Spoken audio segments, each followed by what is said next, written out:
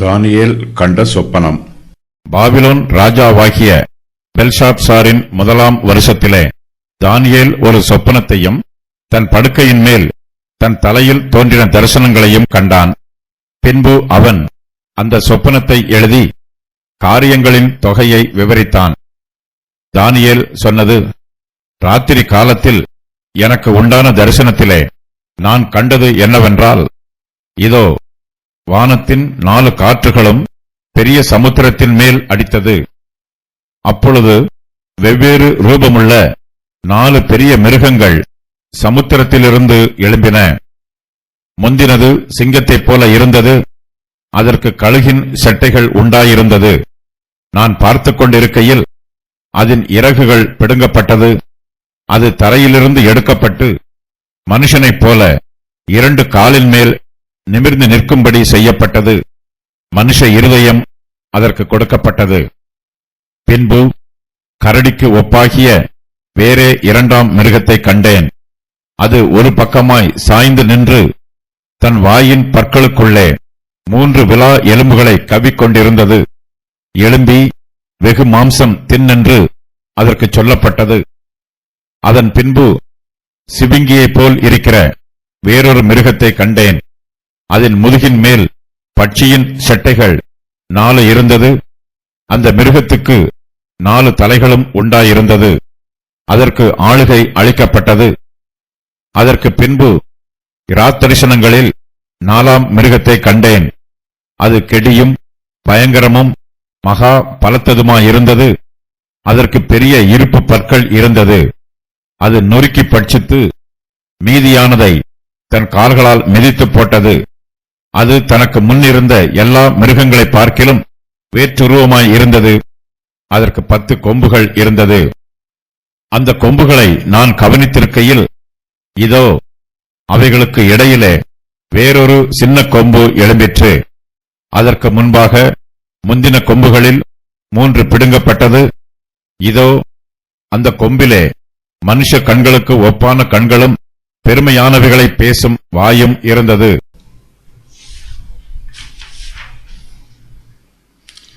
தானியேல் 5ஆம் அதிகாரம். பெல்சாத்சார் ராஜாவின் கடைசி வருஷத்தில் எழுதப்பட்டது. தானியேல் 6வது அதிகாரம்.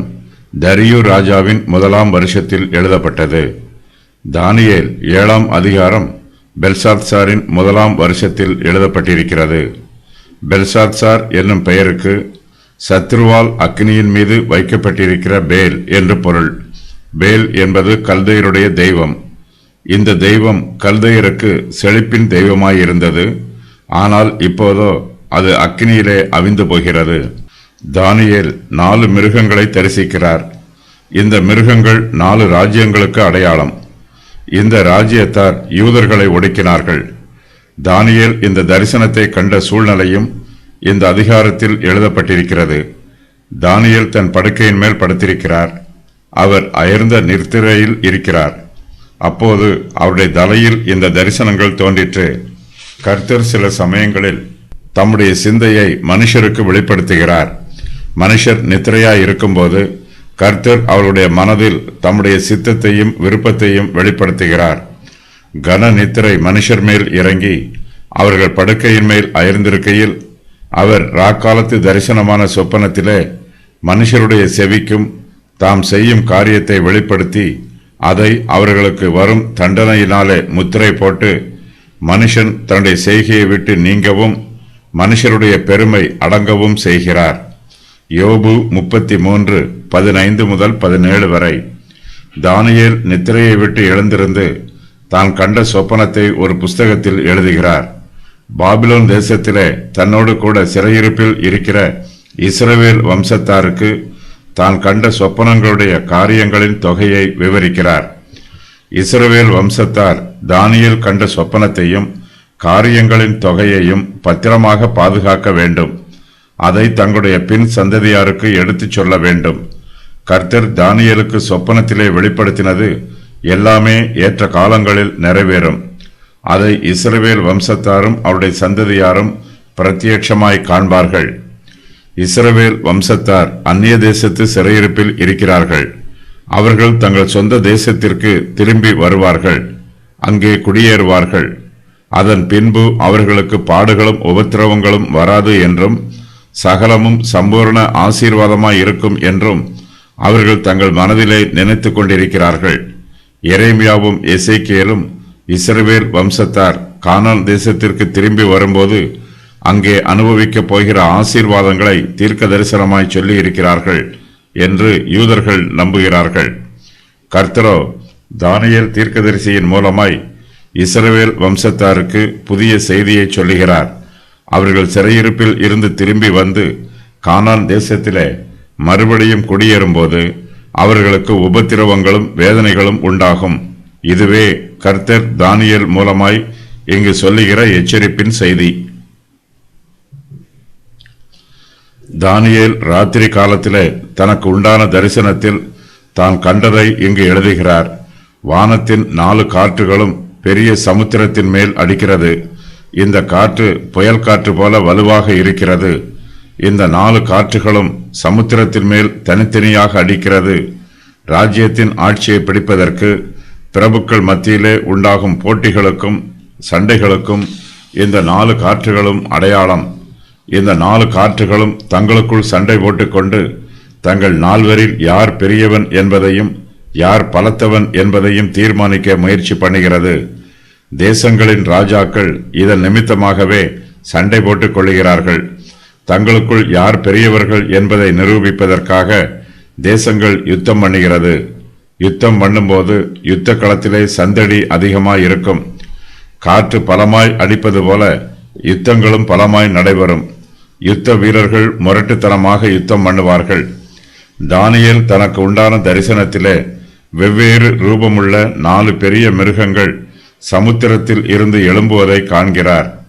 ராஜ்யங்களுக்கும் ராஜாக்களுக்கும் இந்த மிருகங்கள் அடையாளமாய் இருக்கிறது. மிருகங்களும் ஒரே மிருகமல்ல, இவை வெவ்வேறு ரூபமுள்ள 4 மிருகங்கள். இந்த ராஜ்யங்கள் எல்லாம் ஒரே ஜாதியையும் ஒரே பாஷையையும் உடைய ராஜ்யமல்ல, இவை வெவ்வேறு ராஜ்யங்கள். முதலாவது மிருகம் சிங்கத்தை போல் இருக்கிறது. இது கல்தேயருடைய தேசத்திற்கு அடையாளம். சிங்கம் வலுவாகவும் உக்கிரமமாகவும் இருக்கும். கல்தேயரும் அவருடைய ராஜாக்களும் சிங்கத்தை போல பலமுள்ளவர்களாகவும் உக்கிர கோபம் உள்ளவர்களாகவும் இருப்பார்கள். இந்த சிங்கத்திற்கு கழுகின் செட்டைகள் உண்டாயிருக்கிறது. செட்டைகள் வேகமாக பறப்பதற்கு அடையாளம். நேபுகாத் நேச்சார் அந்நிய தேசத்தின் மீது யுத்தம் பண்ண புறப்பட்டு போகும்போது வேகமாக புறப்பட்டு போவான். தேசங்களுக்கு விரோதமாக யுத்தம் பண்ணி அந்த தேசங்களை வேகமாக ஜெயிப்பான். தானியேல் தன்னுடைய சொப்பனத்திலே கழுகின் செட்டைகளை உடைய சிங்கத்தை பார்த்து கொண்டிருக்கிறார். அப்போது அதன் இறகுகள் பிடுங்கப்படுகிறது.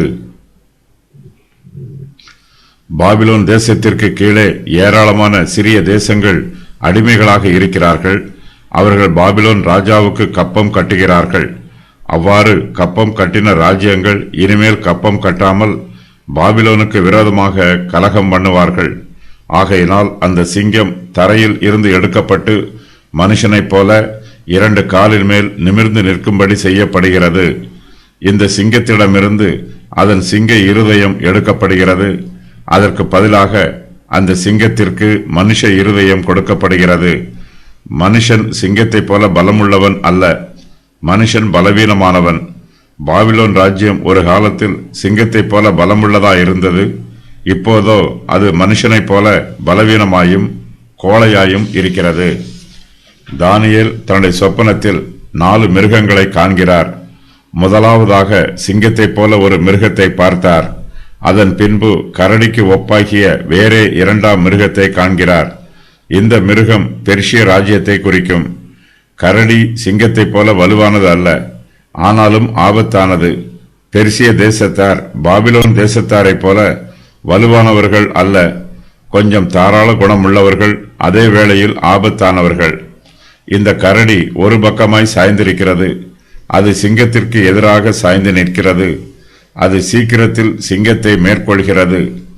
அது ஒரு பக்கமாய் சாய்ந்து நிற்கிறது என்னும் வாக்கியத்திற்கு மேதியரும் பெர்சியரும் இணைந்து ஒரே ராஜ்யமாகிறார்கள் என்று பொருள். கரடி தன் வாயின் பற்களுக்குள்ளே 3 விலா எலும்புகளை கவ்விக்கொண்டிருக்கிறது. மேதியரும் பெர்சியரும் தாங்கள் யுத்தம் பண்ணி ஜெயித்த தேசங்களில் மீதியாயிருக்கும் தேசங்களை பட்சித்து போடுகிறார்கள். அந்த மிருகங்களின் 3 விலா எலும்புகள் கரடியினுடைய வாயின் பற்களுக்குள்ளே இன்னும் இருக்கிறது. அந்த தேசங்களை பெர்சிய ராஜ்யத்தால் இன்னும் முற்றிலுமாய் ஜெயிக்க முடியவில்லை. அப்பொழுது எழும்பி வெகு மாம்சம் தின்னு என்று அதற்கு சொல்லப்படுகிறது. மேதியரும் பெர்சியரும் இப்போது அந்த தேசங்கள் மேல் யுத்தம் பண்ணினால் அவர்களை எளிதாக ஜெயிக்க முடியும். பெர்சிய தேசத்தின் பிரபுக்கள் தொடர்ந்து யுத்தம் பண்ணுவார்கள். அவர்களுக்கு விரோதமாக யாராலும் எதிர்த்து நிற்க முடியாது. தானியேல் 2 மிருகங்களை பார்த்த பின்பு சிவிங்கியை போல் இருக்கிற வேறொரு மிருகத்தை காண்கிறார். சிவிங்கி என்னும் பெயருக்கு சிறுத்தை புலி என்று பொருள். சிவிங்கி என்னும் மிருகம் கிரேக்க ராஜ்யத்திற்கு அடையாளம். மகா அலெக்சாண்டர் கிரேக்க பேரரசை ஸ்தாபித்தார். இவர் சிவிங்கியை போல கொடிய குணமுள்ளவர், தந்திரமும் வேகமும் உள்ளவர். இந்த சிவிங்கியின் முதுகின் மேல் பட்சியின் செட்டைகள் 4 இருக்கிறது. நேபுகாத் நேச்சார் ஏராளமான தேசங்கள் மீது யுத்தம் பண்ணி அதை ஜெயித்தான். அலெக்சாந்தரின் ஜெயமோ அதைவிட அதிகமாயிருக்கும். அலெக்சாந்தர் 6 வருஷ காலத்திலே பெர்சிய தேசம் முழுவதையும் ஜெயித்து விட்டான். ஆசியாவின் பெரும் பகுதியை தன்னுடைய தேசத்தோடு இணைத்துக் கொண்டான். சீரியா, எகிப்து, இந்தியா ஆகிய தேசங்கள் மேலும் பல தேசங்கள் மேலும் அலெக்சாந்தர் தன்னை ராஜாவாக பிரகடனம் செய்தான். தானியேல் தன்னுடைய தரிசனத்தில் கண்ட சிவிங்கியை போல் இருக்கிற மிருகத்துக்கு 4 தலைகள் உண்டாயிருக்கிறது. அலெக்சாந்தர் வெற்றி பெற்ற தேசங்களையெல்லாம் அவருடைய பிரதான படை தளபதிகளில் 4 பேர் பங்கு பிரித்துக் கொண்டார்கள்.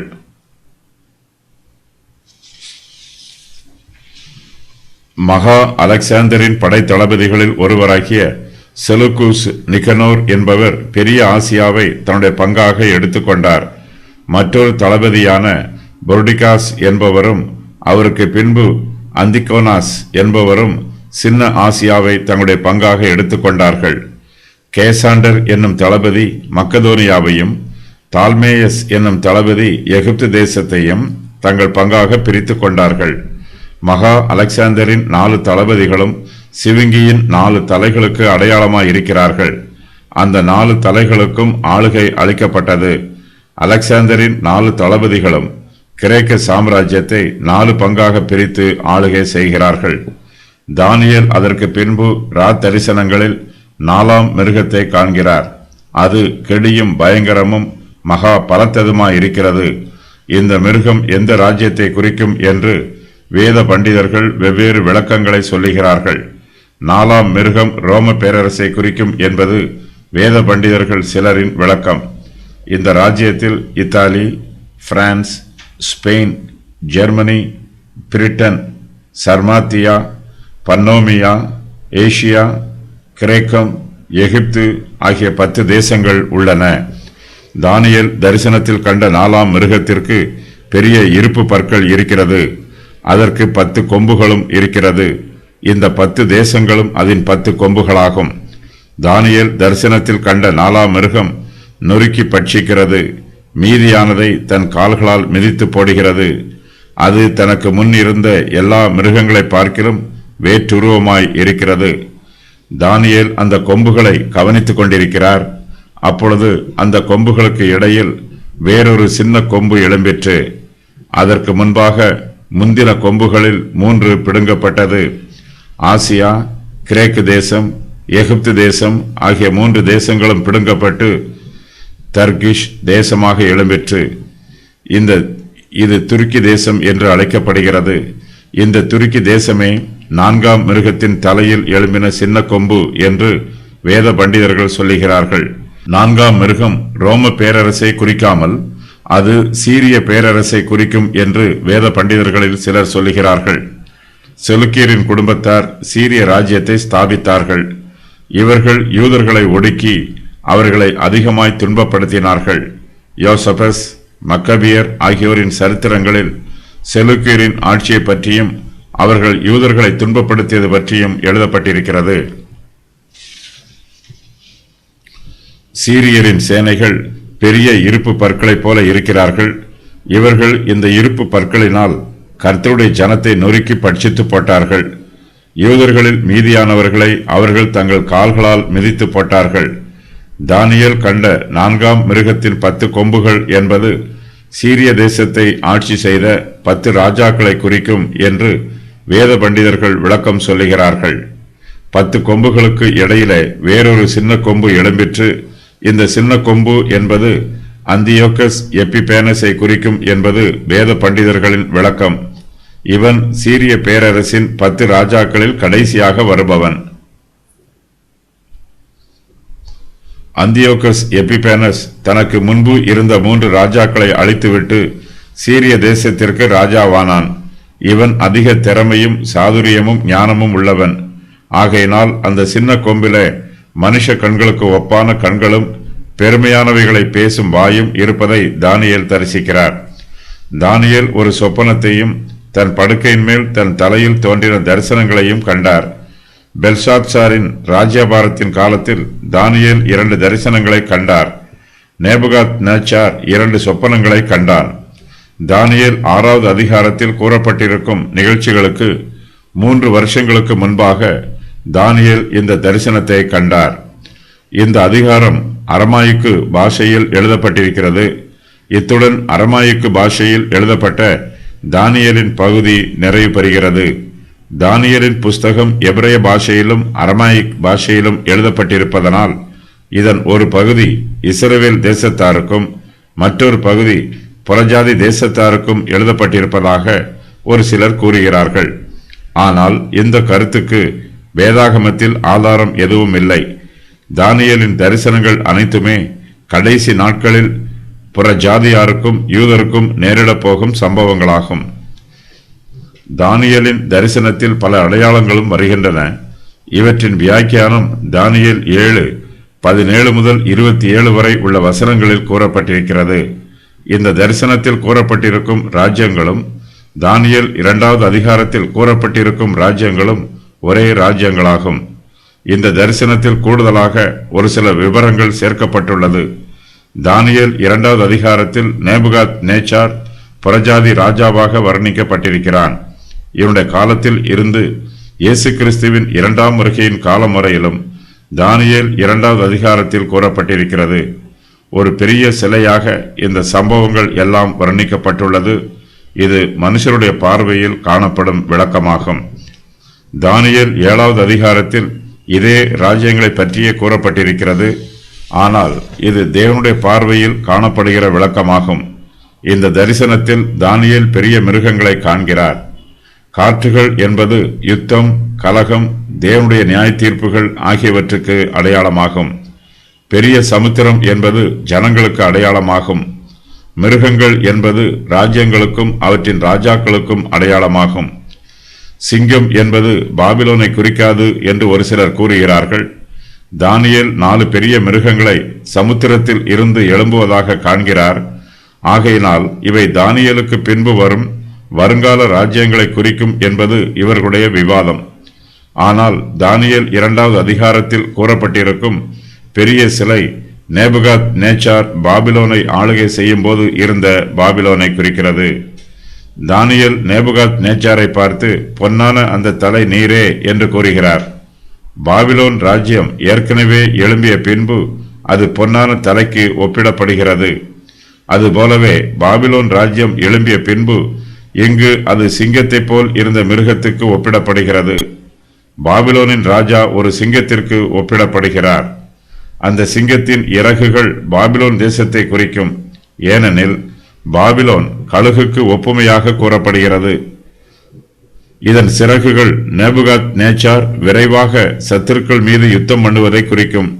இன்னும் ஒரு சில வருஷங்களில் நேபுகாத் நேச்சார் மிகப்பெரிய சாம்ராஜ்யத்தை ஸ்தாபித்தான். அந்த சிறகுகள் பிடுங்கப்பட்டிருக்கும். அந்த மிருகம் மனுஷனைப் போல 2 காலின் மேல் நிமிர்ந்து நிற்கும். மனுஷர் இருதயம் அதற்கு கொடுக்கப்படும். நேபுகாத் நேச்சார் தேசங்களை ஜெயித்து தன்னுடைய ஆளுகைக்குள் கொண்டு வருவது நின்று போகும் என்பதை இது காண்பிக்கிறது. அவன் புத்தி தடுமாறி போவான், மறுபடியும் புத்தி தெளிந்து மனுஷனைப் போல் ஆவான். தானியேலின் தரிசன விவரம். வானத்தின் 4 காற்றுகளும் பெரிய சமுத்திரத்தின் மேல் அடித்தது. வெவ்வேறு ரூபமுள்ள 4 பெரிய மிருகங்கள் சமுத்திரத்தில் இருந்து எழும்பின. முந்தினது சிங்கத்தை போல இருந்தது. இரண்டாவது மிருகம் கரடிக்கு ஒப்பாய் இருக்கிறது. மூன்றாவது சிவிங்கியை போல் இருக்கிறது. நாலாம் மிருகம் கெடியும் பயங்கரமும் மகா பலத்ததுமாய் இருக்கிறது.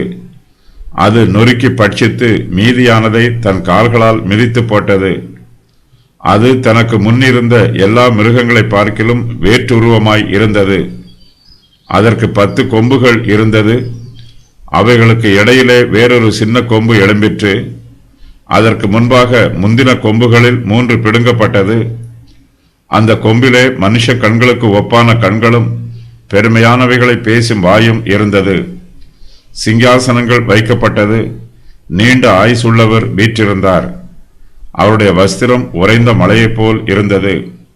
அவருடைய சிரசின் மயிர் வெண்மையாகவும் பஞ்சை போல துப்புரவாகவும் இருந்தது. அவருடைய சிங்காசனம் அக்கினி ஜுவாலையாய் இருந்தது. அதன் சக்கரங்கள் எரிகிற நெருப்பாய் இருந்தது. அக்கினி நதி அவர் சன்னதியில் இருந்து புறப்பட்டு ஓடினது.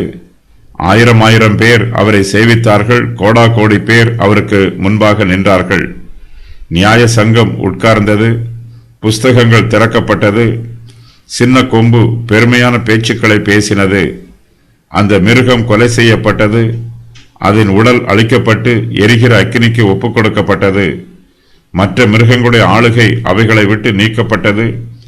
அவைகளுக்கு காலமும் சமயமும் ஆகுமட்டும் அவைகள் உயிரோடு இருக்கும்படி கட்டளையிடப்பட்டது. மனுஷகுமாரனுடைய சாயலான ஒருவர் வானத்து மேகங்களுடனே வந்தார். அவர் நீண்ட ஆயுசுள்ளவர் இடமட்டும் வந்தார். அவர் சமீபத்தில் கொண்டு வரப்பட்டார். மனுஷகுமாரருக்கு கர்த்தத்துவம் கொடுக்கப்பட்டது. அவருக்கு மகிமை கொடுக்கப்பட்டது. அவருக்கு ராஜரிகம் கொடுக்கப்பட்டது. சகல ஜனங்களும் ஜாதியாரும் பாஷைக்காரரும் அவரையே சேவிக்க வேண்டும். அவருடைய கர்த்தத்துவம் நீங்காத நித்திய கர்த்தத்துவம். அவருடைய ராஜ்யம் அழியாததாய் இருக்கும்.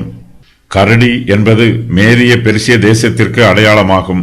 இவர்கள் கொடூரமானவர்கள், கொள்ளைக்காரர்கள், இரத்த பிரியர்கள், கொள்ளைப் பொருட்களின் மீது ஆசைப்படுகிறவர்கள். மேதிய தேசத்தின் மலைகளில் பலவிதமான கரடிகள் இருந்தன. ஒரு பக்கம் என்பது பெர்சிய தேசத்தின் வலிமையை குறிக்கும். மேதியரை விட பெர்சியர் வலிமையோடு இருப்பார்கள். தானியேல் 8:3 ஆட்டுக்கடாவின் கொம்புகளை பற்றி கூறப்பட்டிருக்கிறது. அதில் ஒரு கொம்பு மற்றதை பார்க்கிலும் உயர்ந்திருக்கும். பெர்சியனாகிய கோரேசு என்பவன் மேதியனாகிய தரியு என்பவனை விட உயர்ந்திருப்பான். இவன் பிந்தினவன். தன் வாயின் பற்களுக்குள்ளே 3 விலா எலும்புகளை கவ்விக்கொண்டிருந்தது என்று தானியேல் தீர்க்க தரிசனம் கண்டார். மேதிய பெர்சிய தேசத்தார் பாபிலோனையும் லீதியாவையும் எகிப்தையும் ஜெயிப்பார்கள். இந்த கரடி வெகு மாம்சம் புசிக்கும். 3 விலா எலும்புகளை கவ்விக்கொள்ளுதல் என்பது இந்த 3 ராஜ்யங்களையும் ஜெயிப்பதற்கு அடையாளமாகும். சிவிங்கி கிரேக்கு தேசத்திற்கு அடையாளமாகும். மகா அலெக்சாண்டர் கிரேக்கு தேசத்தை ஸ்தாபித்தான். சிவிங்கி விரைந்து ஓடக்கூடியது. இதற்கு பட்சியின் செட்டைகள் 4 இருந்தன. ஆகையால் இந்த மிருகம் விரைவாக ஓடும். அலெக்சாந்தர் பல தேசங்களை குறுகிய காலத்தில் மிகவும் விரைவாக ஜெயித்தான். இதற்கு முன்பு சிங்கத்திற்கும் 2 சிறகுகள் இருந்ததாக கூறப்பட்டிருக்கிறது. அதுவும் விரைவை குறிக்கும். ஆனால் சிவிங்கிக்கோ 4 சிறகுகள் உள்ளன. நேபுகாத் நேச்சாரை விட மகா அலெக்சாண்டர் 2 மடங்கு வேகமாக ஜெயம் பெற்றான். மற்ற மிருகங்களின் வெற்றிகள் அலெக்சாண்டரின் வெற்றிகளைப் போல விரைவாக இராது. இந்த சிவிங்கிக்கு 4 தலைகள் உள்ளன. அலெக்சாண்டரின் மரணத்திற்கு பின்பு கிரேக்க பேரரசு 4 பிரிவுகளாக பிரியும். 4 கொம்புகள் என்பது இதையே குறிப்பிடுகிறது. தலைவர்கள் பொதுவாக ராஜ்யங்களை குறிக்கும். இந்த ராஜ்யம் தானியேல் 32, 35, 39, 45 ஆகிய வசனங்களிலும், மேலும் தானியேல் 11:3-45, சகரியா 8:13 ஆகிய வசனங்களிலும் கூறப்பட்டிருக்கிறது.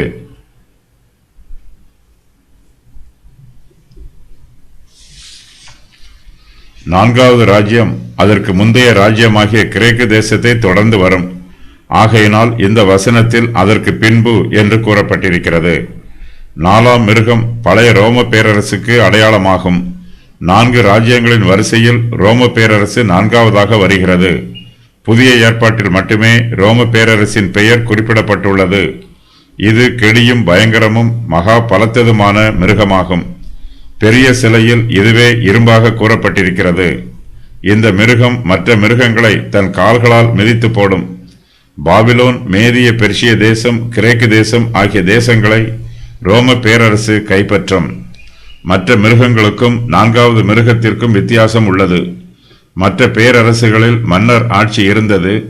ரோம பேரரசில் மக்கள் ஆட்சி இருக்கிறது. அத்துடன் வல்லமை ஆளுகை செய்யும் தேசங்கள், அதிகாரத்தின் கால அளவு ஆகியவற்றிலும் ரோம பேரரசிற்கும் மற்ற ராஜ்யங்களுக்கும் வித்தியாசம் உள்ளன.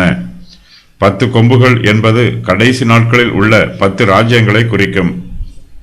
இது பழைய ரோம பேரரசின் இறுதி வடிவமாகும். கொம்புகள் பொதுவாக ராஜாக்களை குறிக்கும்.